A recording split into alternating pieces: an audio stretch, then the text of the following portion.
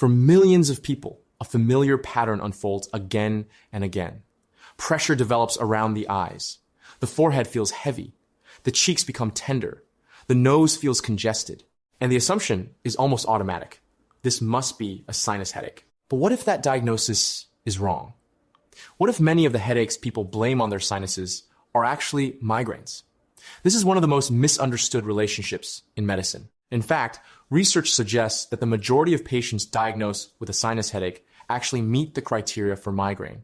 And that misunderstanding can have real consequences. It may lead to years of ineffective treatments, repeated courses of antibiotics, and persistent headaches that never fully improve because the underlying cause was never identified. Today, we're exploring the surprising connection between the sinuses and migraine disease, why these conditions can appear nearly identical, and how understanding this relationship may change the way many people think about headaches. To understand this connection, we first need to understand how migraine works. Migraine is not simply a bad headache. It is a complex neurological disorder involving an interconnected network of nerves and blood vessels known as the trigeminal-vascular system. The trigeminal nerve is responsible for carrying sensory information from the face, forehead, eyes, nasal cavity, and surrounding structures to the brain. It is one of the most important pain pathways in the body. And this is where the story becomes particularly interesting. The same neural pathways involved in migraine also interact closely with the tissues that line the nasal passages and paranasal sinuses. In other words, the brain regions involved in migraine and the structures involved in sinus inflammation share common communication pathways.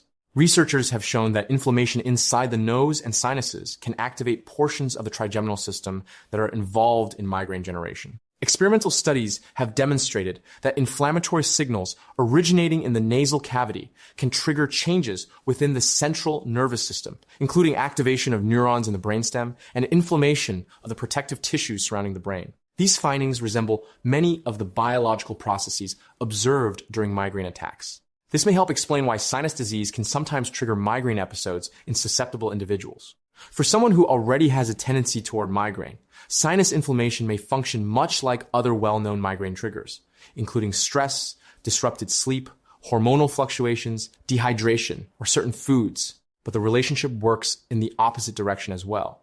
Migraine itself can produce symptoms that closely resemble sinus disease. This phenomenon is one of the primary reasons migraine is so frequently misdiagnosed as a sinus disorder. Many patients are surprised to learn that migraine can cause nasal congestion. It can produce a runny nose.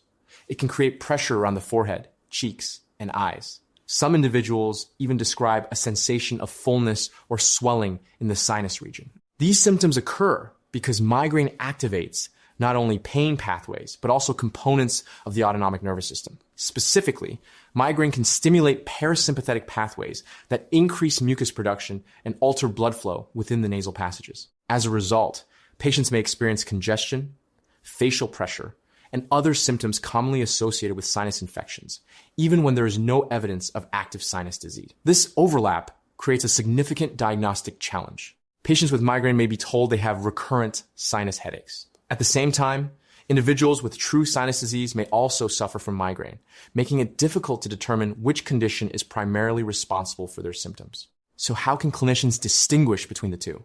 Certain features strongly suggest true sinusitis. Patients often have thick or purulent nasal discharge.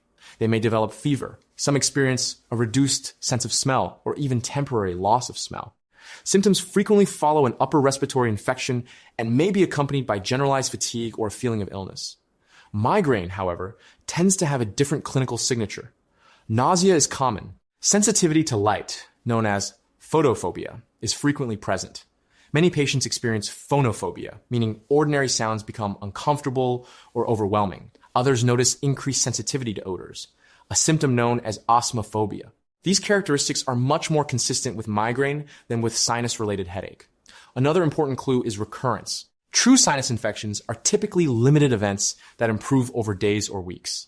Migraine often follows a repetitive pattern. Episodes may occur during periods of stress, after inadequate sleep, with changes in weather, or during allergy seasons. Patients frequently report having experienced similar headaches many times before. Recognizing this pattern can be critical because treatment strategies differ substantially. If migraine is mistakenly treated as a sinus infection, patients may receive repeated courses of antibiotics that provide little or no benefit. Conversely, when chronic sinus inflammation is genuinely present, appropriate treatment of the sinus condition may help reduce the frequency or severity of migraine attacks in certain individuals. Managing allergies, reducing nasal inflammation, and addressing underlying sinus disease can sometimes decrease the overall burden of migraine symptoms. The key message emerging from recent research is straightforward but important. Facial pressure does not automatically mean sinus disease. Nasal congestion does not automatically indicate an infection. And the presence of sinus symptoms should not exclude the possibility of migraine.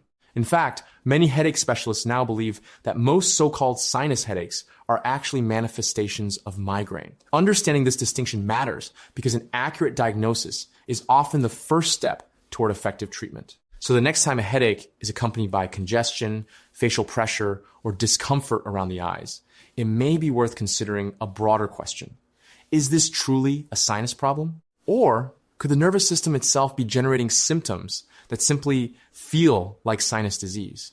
The answer may fundamentally change the way headaches are evaluated and treated, because in many cases, the problem may not lie within the sinuses at all. It may begin in the intricate neural circuits that drive migraine itself.